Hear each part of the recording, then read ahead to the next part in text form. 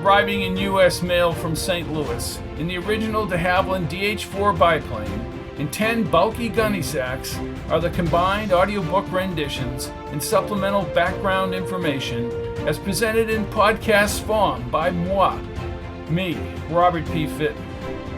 Good evening to one and all, wherever in the galaxy you make your home. I see that the Fitton on the Air spinning wheel is already in place. The man standing here is very efficient, sir. I'd ask you to sign in, but you've already done that, too. The Kennedy Paradox, Volume 1, Patch Kincaid series. With the Kennedy Paradox, we're talking about peace, and the peace that was proposed in June of 1963, and the peace that was subsequently enveloped in the explosive assassination in Dallas, Texas in November of that year, and the peace that was squandered in Vietnam. And you, sir, are Dr. Raymond Mankiewicz. I am. And I have an upper-level waiver to tell you one thing. I currently work for the Central Intelligence Agency. What brings you here today, Ray? You might say I sort of landed here in a process called retrograde. You see, I'm involved in highly classified work. Can you talk about anything you do? I can now. See, my work went off the rails, as they say. I won't reveal too much about it.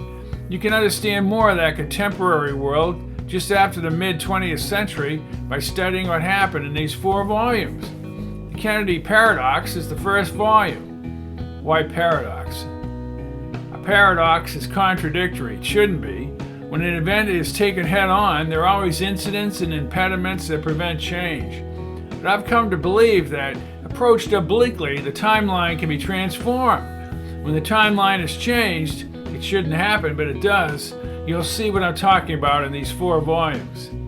Are you referring to the assassination of President Kennedy? Yes. Kennedy was alive in the 1980s in the original timeline, but history became undone. Volume 1 is the beginning of that change. I see that retrograde is commencing. Remember, time travel is a risky venture.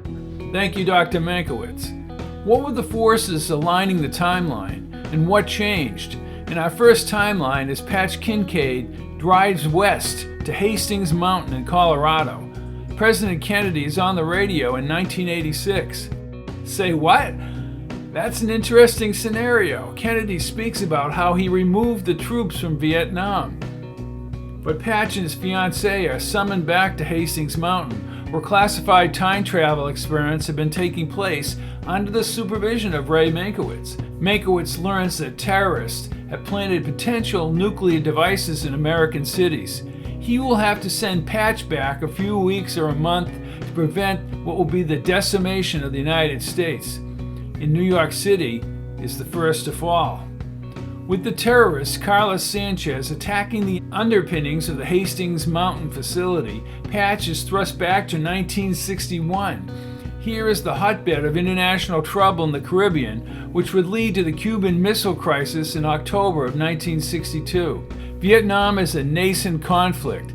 Patch locates the Mankiewicz of 1961 and is swept into the tornado of mafioso and anti-Castro operatives. When I was in school, even in the middle grades, I was aware of Castro. My perception, as was most of America about JFK, came from what the press dished out in photos of the young and vigorous president and his family. Cast of characters opposing Castro repatriated in the United States was extraordinary. These men were armed and dangerous and would stop at nothing to remove Castro. That includes many in the government at the time. This is what Patch and Mankiewicz experienced in Florida and Cuba in the Kennedy Paradox. I did not recognize the anti-Castro emotional response to Castro and how the Central Intelligence Agency's predominance in Cuban and foreign policy operated, as they say, covertly. Later I discovered this secondary government whose power expanded rapidly. Here are some of the anti-Castro players. I didn't understand what was going on in the Caribbean, so cut me some slack. I was just a kid. I had a profound outrage and disbelief as an adult to learn the deep background of the USA in the early 60s. For researchers and aficionados of the Kennedy assassination, the people that were in the CIA, the anti-Castro crowd, and the Mafia back then are icons. There's a confluence of power, with the government and the intelligence agencies and the Pentagon producing a whirlwind with President Kennedy in the middle. Remember, too, that Kennedy is changing the entire foreign policy of the United States to democratic governments, away from the special colonial interests. The Kennedy paradox is important, as those who loathe JFK are on full display. Because Patch is back in this mess, his actions result in certain people not dying as they should have died in the original timeline. That allowed other events to happen, events sinister and life-changing. We are now at this point in the book, 2.5 years from Dallas. Patch and Mankiewicz are in the thick of the Bay of Pigs invasion and captured by Castro. It's poignant to hear, especially in the audio version of the Kennedy paradox, Castro's unhinged rhetoric leading toward the most dangerous crisis in world history. Here are some old photos of the Bay of Pigs invasion. Patch and Mankiewicz's being in the Bay of Pigs invasion is useful in understanding the calamity of the CIA-controlled event. The agency lied and twisted Kennedy's initial orders not to use air cover. Dulles, Bissell, Cabell, and others thought they could intimidate President Kennedy. It led to Kennedy taking the CIA out of operations, thus stirring up the snake pit. Again, I never knew all this was going on when I was a kid. What it does is to make it easy to nail Oswald for the crime, because all the covert stuff is hidden. The next book in the series, Return to Dallas, illustrates more of the underbelly of the crime in narrative form. Return to Dallas is footnoted because of the many viewpoints on what happened to President Kennedy.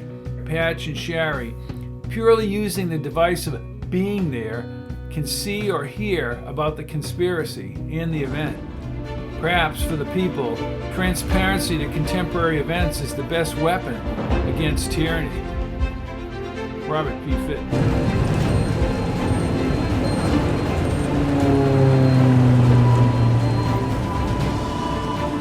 All of my books are available in paperback, Kindle, and audio at www.fittonbooks.com. You can listen to all my audiobooks on audible.com. Just type in Robert P. Fitton. Thank you and good night.